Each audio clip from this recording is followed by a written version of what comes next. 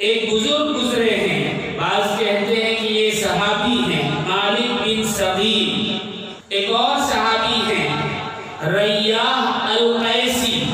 تو مالک بن صغیر کے گھر ریاح القیسی آئے تو حضرت مالک بن صغیر سے کہا کہ آپ اپنے والد کو بلائیں۔ تو انہوں نے کہا کہ حضرت وہ تو سو رہے ہیں، یہ وقت جو تھا عصر کی نماز کے بعد کا وقت تھا۔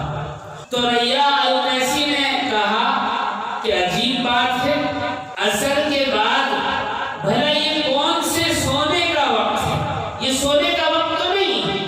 اور یہ کہہ کر وہاں سے پلٹے اور پھر کہا ہائے افسوس افسوس ریاح، تو ابو الفضول ہو گیا ہے، یعنی فالتو بولنے والوں کا باپ ہو گیا ہے۔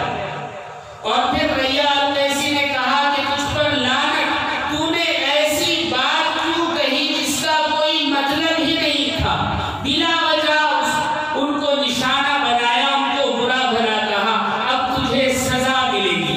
کیا سزا ملے گی؟ مالک بن صغیر کہتے ہیں میں پیچھے پیچھے چلا کہ آپ پتہ نہیں کیا بڑبڑا رہے ہیں۔ تو ریاح القیسی نے کہا کہ اب تجھے سزا ملے گی کہ تو نے ایک بے جا بات کہی، فضول بات کہی، اور پھر کہا کہ میں تجھے سال بھر تک تکیہ لگانے نہیں دوں گا۔ حضرت مالک بن صغیر کہتے ہیں کہ سال بھر تک ریاح القیسی نے تکیہ نہیں لگایا ایک بات کہنے کی وجہ سے۔ یہ ہے زبان پر لگام۔ ہم ایسے تو نہیں لیکن کچھ تو